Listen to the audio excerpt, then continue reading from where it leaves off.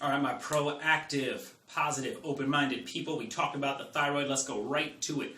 Ways to enhance the function. If you're seeing a lag, either sign and symptomatically, or you're noticing some of your numbers are off, and somebody's saying, perhaps you want to jump on the thyroid hormone. Whoa, whoa, whoa, whoa, pump the brakes here. Let's make sure we are supporting that thyroid hormone as much as possible. Again, that is if it vibes with you to take more of a lifestyle approach. That is if you'd rather go that way, the quote-unquote natural way, rather than getting on a medication and just continuing to live life how you live it and potentially dealing with the ramifications, side effects, and otherwise dependency of jumping on that medication. Always a personal preference. But the options, the opportunity, the empowerment, it does exist. So let's talk about it. Foundational. Supporting the thyroid. Real simple one to grasp right here. We need our nutrition to be up to par to make that thyroid hormone, to support the conversion from T4 to T3. There are a multitude of players involved in that equation.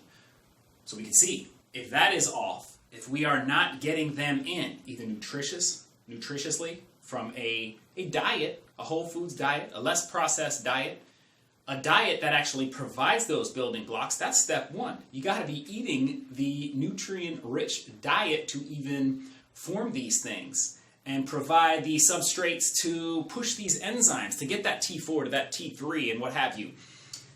The diet and nutrition need to be there. The second thing is, even if the diet and nutrition are there, and we find this with a lot of patients that come in, their dietary efforts are pretty admirable by all standards. Everyone's on different ends of the spectrum when it comes to the diet. But they seem to be eating well. But there's a missing piece to that.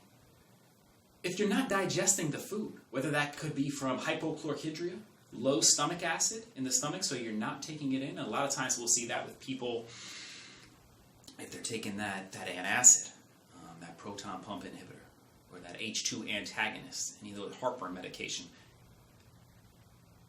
That requires further investigation as well, as far as what's the reason for that, why am I suffering from that, and why am I then dousing it, cutting down the stomach acid production, which leads to less digestion. One area you can get hung up. Second, from there, after it's out of that stomach into the small intestines, what we need right there is we need that area, that small intestine, to be intact and functioning superbly. Over time, it suffers damage from the intake day-to-day of the food that we put in there and any other things that may be on that food, pathogenic bacteria, fungus, whatever it may be, but also the chemicals on that food. Gets in there, and that can cause wear and tear on the gut. If that causes wear and tear on the gut wall, a lot of these enzymes, you hear people talk about digestive enzymes that are used for breaking down that food so we can break it down, absorb it, assimilate it, and use it to bolster and support, actually fuel the function of things like the thyroid gland. It is essential. So you need that to be in place to begin with. Like I said, over time, even just from eating certain foods over and over and over and over again, wear and tear on this gut, baby. It starts to wear down.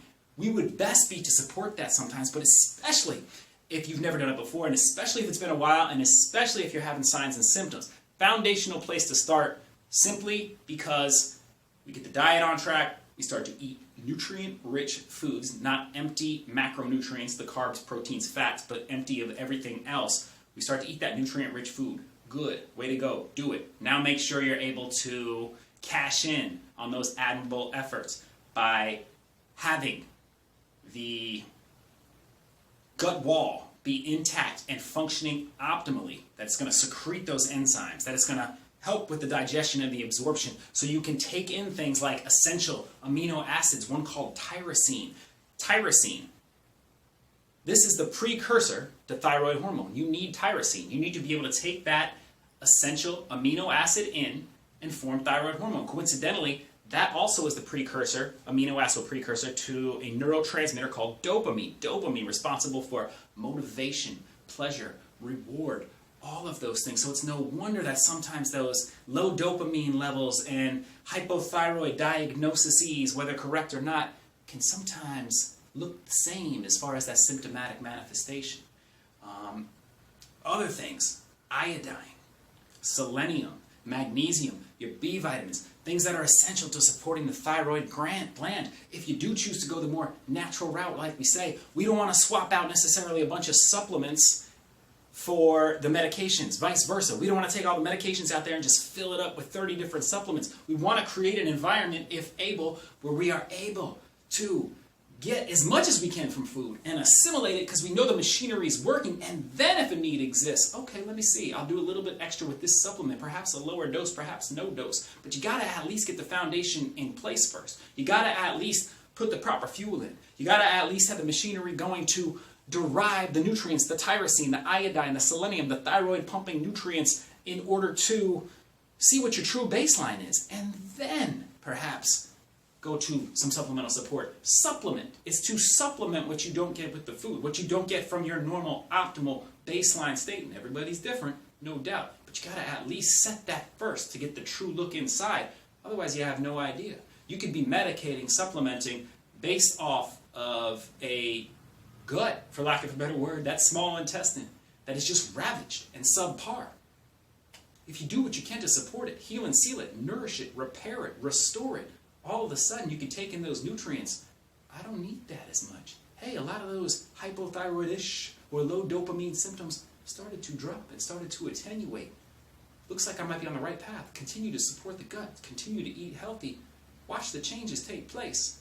That is just one way to get going on supporting that thyroid health.